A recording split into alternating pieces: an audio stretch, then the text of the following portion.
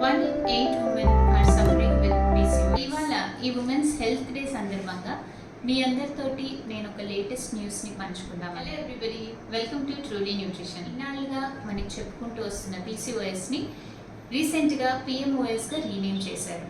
ఈ విషయాన్ని Lancet journal వారు మే 12న ఒక ఆర్టికల్లో రిలీజ్ చేశారు. దీన్ని 56 మెడికల్ ఆర్గనైజేషన్స్ 22,000+ డాక్టర్స్ అప్రూవ్ చేశారు, సపోర్ట్ చేస్తున్నారు.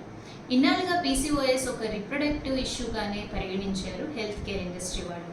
కానీ వేరియస్ రీసెర్చ్ చేసిన తర్వాత ఇది కేవలం రిప్రొడక్టివ్ ఆర్గాన్ యొక్క ఇష్యూ మాత్రమే కాదు, ఇందులో మల్టిపుల్ ఎండోక్రైన్ ఆర్గాన్స్ ఇన్వాల్వ్ అయి ఉన్నాయని విషయం తేలింది.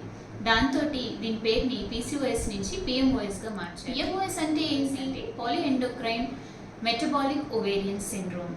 పాలీఎండోక్రైన్ అని ఎందుకు అంటున్నారంటే ఇందులో మల్టిపుల్ ఎండోక్రైన్ ఆర్గన్స్ ఇన్వాల్వ్ అయి ఉన్నాయి. For example central neuro endocrine organ involve అయ్యింది. జనరల్గా మనకి PCOS అనగానే ఫస్ట్ మనం చూడాల్సింది ఏంటి అంటే హైపర్ ఆండ్రోజెనిజం. ఇది ఉంటేనే PCOSగా పరిగణిస్తారు. ఈ హైపర్ ఆండ్రోజెనిజంకి పలు రకాల రీజన్స్ ఉన్నాయి. అందులో ఒకటి ఏంటంటే గొనెడోట్రోపిన్ రిలీజింగ్ హార్మోన్ అనేది కనుక పెరిగినప్పుడు మనకి ల్యూటినైజింగ్ హార్మోన్ పెరుగుతుంది. ల్యూటినైజింగ్ హార్మోన్ పెరిగినప్పుడు మనకి హైపర్ ఆండ్రోజెనిజం అనేది కనిపిస్తుంది. హైపర్ ఆండ్రోజెనిజం అంటే ఏమీ లేదు, ఆండ్రోజెన్ రిలీజ్ అనేది ఎక్కువ ఉంటుంది, అంటే టెస్టోస్టెరాన్ లెవెల్స్ ఎక్కువ ఉంటాయి. దీనివల్ల ఆడవాళ్ళలో టెస్టోస్టెరాన్ లెవెల్స్ ఎక్కువ కనుక అవుతే మనకి ఎక్సెస్ యాక్ని ప్రొడక్షన్ ఉంటుంది, అన్వాంటెడ్ హెయిర్ గ్రోత్ ఉంటుంది, హిర్సుటిజం అంటారు. దాంతోపాటు మనకి స్కాల్ప్ మీద హెయిర్ థిన్నింగ్ అవుతూ ఉంటుంది. ఇలాంటి రకరకాల సిమ్టమ్స్తో పాటు ఇరెగ్యులర్ పీరియడ్స్, అలాగే మన ఓవరీస్లో మల్టిపుల్ ఫాలికల్స్ డెవలప్ అవ్వడం, ఇమ్మెచ్యూర్ ఫాలికల్స్ డెవలప్ అవ్వడం, ఇలాంటివన్నీ కనిపిస్తూ ఉంటాయి.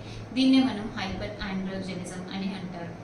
సో పాలీ ఎండోక్రైన్లో సెంట్రల్ న్యూరో ఎండోక్రైన్ సిస్టమ్ ఇలా ఇన్వాల్వ్ అయ్యి PMOSని మెటబాలిక్ డిజార్డర్గా కన్సిడర్ చేస్తున్నారంటే మనకి ఎప్పుడైతే ఇన్సులిన్ లెవెల్స్ ఎక్కువ ఉంటాయో, గుర్తుపెట్టుకోవాలండి, బ్లడ్ షుగర్ లెవెల్స్ గురించి మాట్లాడట్లేదు మనము, ఇక్కడ ప్యాంక్రియాస్ నుంచి రిలీజ్ అయ్యే ఇన్సులిన్ గురించి మాట్లాడుతున్నాం. హైపర్ ఇన్సులినీమియా అంటే ఏంటి? ఎక్కువ అమౌంట్స్లో ఇన్సులిన్ కనుక రిలీజ్ అయితే అప్పుడు కూడా మనకి హైపర్ ఆండ్రోజెనిజం కనిపిస్తుంది. ఇలా హైపర్ ఆండ్రోజెనిజం ఉన్నప్పుడు మనకి బాడీలో ఇన్ఫ్లమేషన్ కూడా పెరుగుతుంది.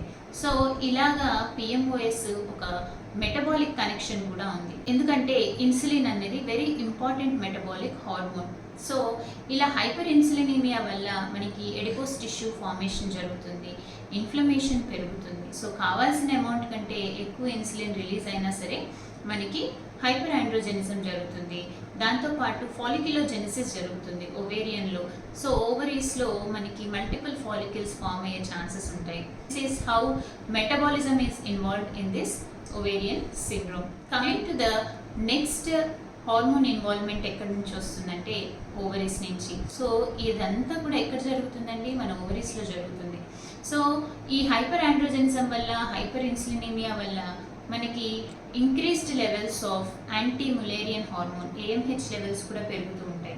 దాంతోపాటు అగైన్ ఇట్ ఇనిషియేట్స్ ఫాలిక్యులోజెనిసిస్, అంటే ఎక్కువ నెంబర్ ఆఫ్ ఫాలికల్స్ ఫామ్ అవ్వడానికి రీజన్ అవుతుంది.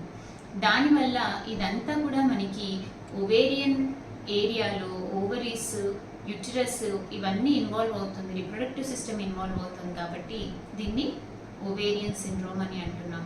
ఇలాగా poly endocrine, metabolic and ovarian సిండ్రోమ్గా దీన్ని ఇప్పుడు కొత్తగా రీనేమ్ చేస్తున్నారు. మీకు తెలుసా, ప్రతి 8 మంది మహిళల్లో ఒకళ్ళు ఈ PMOS తోటి సఫర్ అవుతున్నారు.